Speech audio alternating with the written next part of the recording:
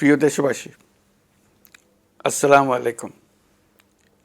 আমি আপনাদের সামনে হাজির হয়েছি অত্যন্ত হৃদয় বিদারক একটি সংবাদ নিয়ে।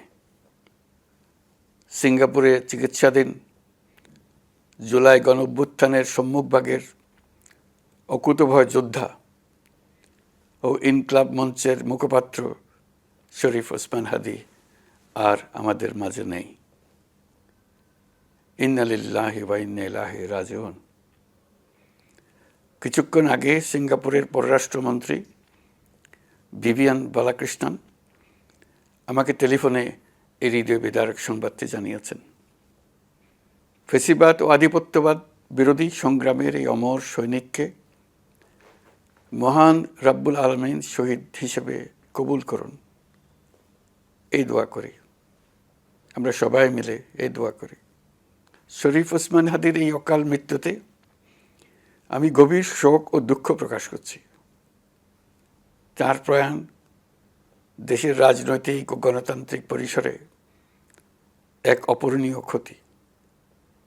আমি তার রুহের মাগফিরাত কামনা করছি এবং শোক সন্তপ্ত স্ত্রী, পরিবারের সদস্যবৃন্দ, স্বজন ও সহকর্মীদের প্রতি গভীর সমবেদনা জানাচ্ছি। শহীদ ওসমান হাদীর স্ত্রী ও একমাত্র সন্তানের দায়িত্ব সরকার গ্রহণ করবে। শহীদ শরীফ ওসমান হাদীর অকাল মৃত্যুতে আগামী শনিবার একদিনের রাষ্ট্রীয় শোক ঘোষণা করছি। এই উপলক্ষে শনিবার দেশের সব সরকারি, আধা সরকারি, স্বায়ত্তশাসিত প্রতিষ্ঠান, শিক্ষা প্রতিষ্ঠান সহ সরকারি বেসরকারি ভবন এবং বিদেশে বাংলাদেশ মিশনগুলোতে জাতীয় পতাকা অর্ধনমিত থাকবে।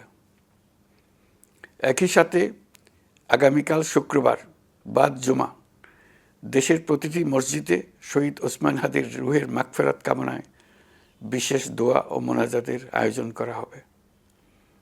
আপনারা তাতে শরীক হন। অন্যান্য ধর্মের উপাসনালয়গুলোতেও আয়োজন হবে বিশেষ প্রার্থনার। আমি বিশেষ কৃতজ্ঞতা জানাই সিঙ্গাপুর সরকারের প্রতি। তারা হাদীর চিকিৎসায় অত্যন্ত আন্তরিকতা ও পেশাদারিত্ব দেখিয়েছেন। বিশেষ করে সিঙ্গাপুরের পররাষ্ট্রমন্ত্রী ভিভিয়ান বালাকৃষ্ণন, যিনি একই সঙ্গে একজন বিশিষ্ট চিকিৎসক, তার প্রতিও। তিনি নিজে হাদীর পরিচর্যা করেছেন, আমাকে নিয়মিত চিকিৎসা সম্পর্কে খোঁজখবর দিয়েছেন।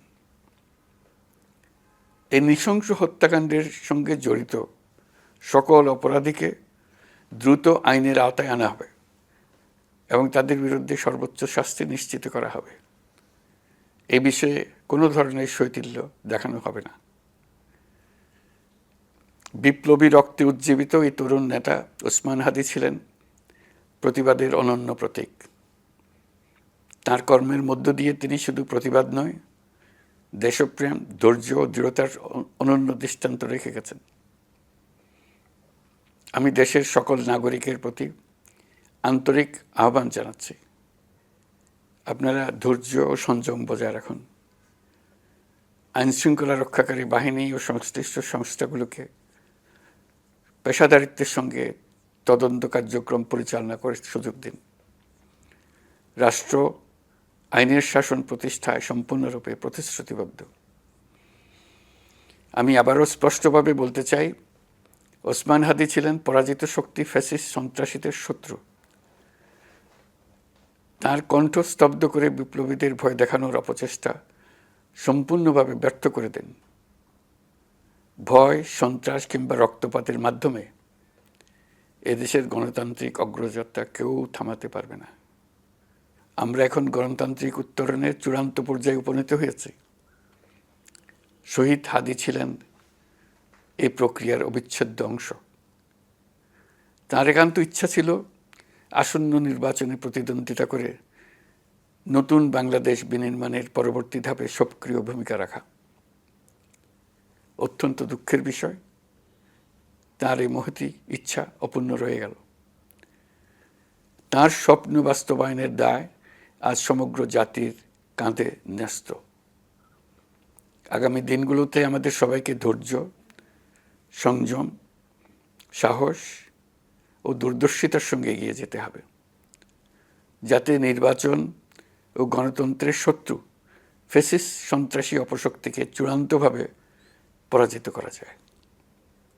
এই শোকের মুহূর্তে আসুন আমরা শহীদ শরীফ ওসমান হাদির আদর্শ ও ত্যাগকে শক্তিতে পরিণত করি, ধৈর্য ধারণ করি, অপপ্রচার ও গুজবে কান না দিই এবং যে কোনো হঠকারী সিদ্ধান্ত থেকে বিরত থাকি। যারা দেশকে অস্থিতিশীল করতে চান তাদের ফাঁদে পা না দিয়ে আসুন আমরা সবাই ঐক্যবদ্ধভাবে গণতন্ত্র, ন্যায় বিচার ও গণমানুষের অধিকার প্রতিষ্ঠার পথে অবিচল পদক্ষেপে এগিয়ে যাই। এটাই হবে শহীদ হাদির প্রতি আমাদের প্রকৃত শ্রদ্ধা। আল্লাহ হাফেজ।